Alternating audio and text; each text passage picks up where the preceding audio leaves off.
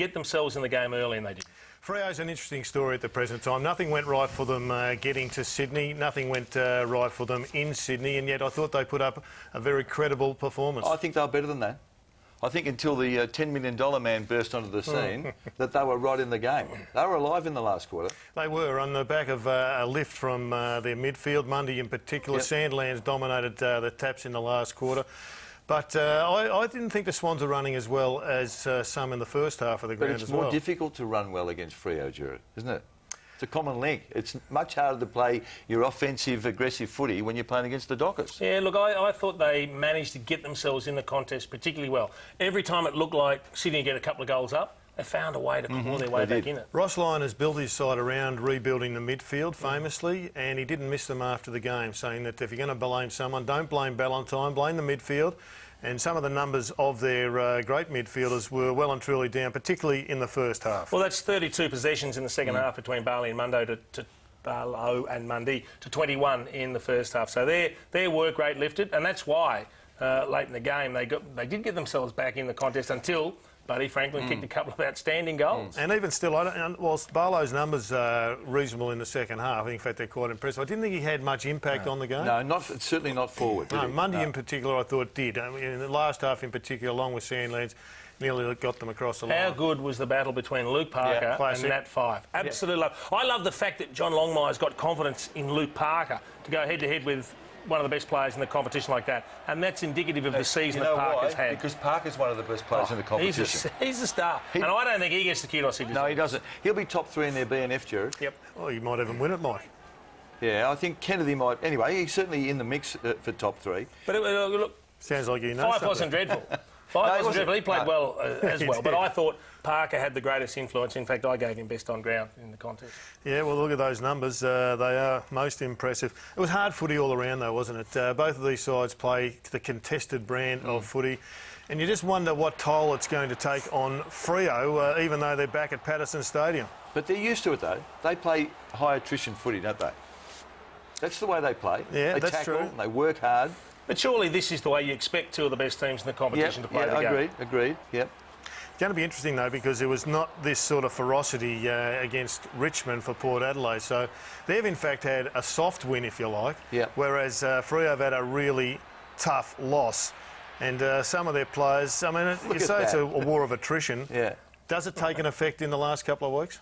Well, it probably does. I mean, the longer we go, the more difficult it is to come up, isn't it, Jason? It is, but they're battle-hardened. This is what they've peaked for. You had an issue with Buddy Franklin when you were at Hawthorn. Clarko moved him up the ground. It was interesting, the whole tactical battle, given that Freo went in without another tall, and Ibbotson became a very effective player. He did, and he positioned himself beautifully, Gary Ibbotson, and we saw him do this a number of times. And in particular, look at that, why would you be kicking it there? Yeah, exactly. Now, he gave away a push, which is why he almost took the mark there, Buddy, but that is just ridiculous to be kicking it there. All of a sudden, you get him up with a bit more space, a bit more freedom. He'll find ways to get hold of the ball, and then look at the penetration on the kick, which ends up in a Jetta goal. Were you surprised that it took so long to sort of break the stranglehold that Freo had on him? No, well, not really. You've got to give him a time to settle in and see if he's going to still be that goal-kicking threat up forward before you move him further afield. We saw him starting on the wing there at that centre square, and this is what he can do. And this is what opened up the gap. This is what really gave them that breathing space. That was one of the no one else in the comps kicked. That is one of the greatest goals ever kicked on that ground. Where does he play if they get to the big dance? Does he play as the key, or does he go up the ground? He starts as the key. Yeah, key. Yeah, absolutely. Yeah. Talking about keys, I want to ask you about Adam Goodes. Now, my honest opinion was at half-time, I thought Goodes going to have a serious look about whether he plays on. He looked slow and he did, tired. He did. But I must say, I thought his second half was significant. I loved his third quarter. Hard work and skill, both of them. And he just did things that great players do. The one thing he's never been have a problem with is kicking clutch goals. And it was a clutch mark, backed into a pack.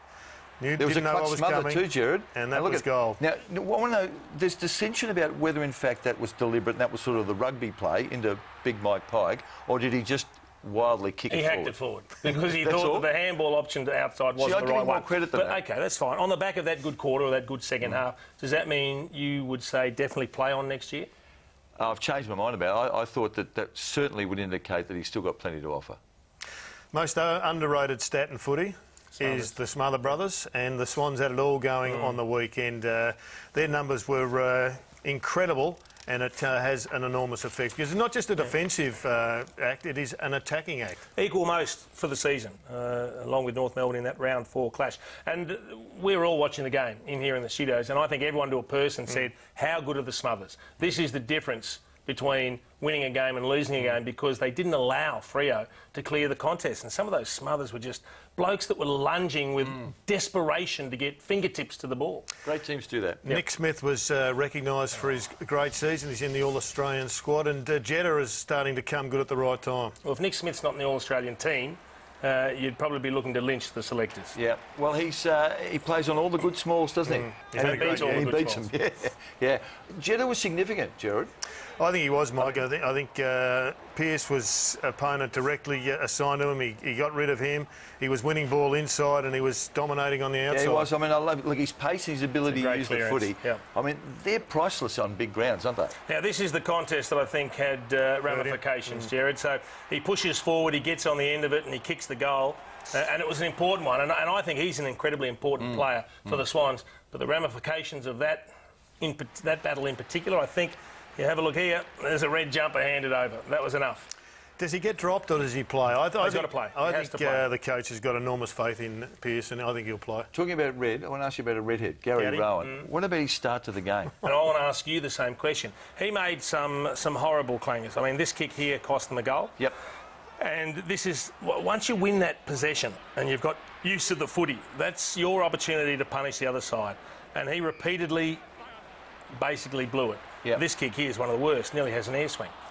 Do you think he plays next week? I think he has to stay. Particularly with Malcheski. I'm a Rowan fan. I'm sure Horse will back him in. Because he's got that run and that explosive speed. Just needs to make sure he picks the simplest options and hits them. So what do they do? He dropped his head after one of the early ones. I thought he's in trouble. Because you could tell that it was weighing on him. He fought back, though. All of a sudden, they've lost a couple of half-backs. What do they do? Is Laidler come back in, or do they reshuffle and McVeigh goes back? Look, in an ideal world, the best choice is probably McVeigh at half-back. But I don't mind Laidler, and it depends on who they match up against. Having said that, Malcheski's not out of the running. Doesn't have a torn hamstring, and they're saying he's a chance to play. So we wait and see. So he subbed out early in a game. Yep, with tightness, but they did the scan and there's no tear. So let me ask you, Gerard, because we're talking about whether Port can do the miracle and come from outside the top 4 to make a preliminary final. They're going to have to deal with a bloke that gives the Freo midfield first use of the footy. If you saw some of Aaron Sandlin's ruck work, particularly in the 4th term, he was putting the ball wherever he wanted to put it. I hope Lee Matthews is watching. He probably has picked up on that, Mike, and would have been disappointed if you didn't mention it. Again. But you're right. I think what Port are going to have to do, they're going to have to make a decision. What do we do? And as much as young Lobie has been a star, he's going to have to deal with this. Now, Mike Pike had a great game. I think that should be recognised. But that is super service to a really dangerous midfield. Surely Boga Co, they're going to have to either lock down on the opposition or they're going to have to rove to the big bloke. Which all of a sudden takes away a little bit of the initiative that Port want to gain. Should someone have been goal side of Mundy then? Well, he was to start with, but he actually tapped it over the top of him. And Mundy read it because 7 foot, you don't get any shorter as the game goes on. Let me give you some numbers, fellas. It's the last 10-year results for the Bombers. They finished in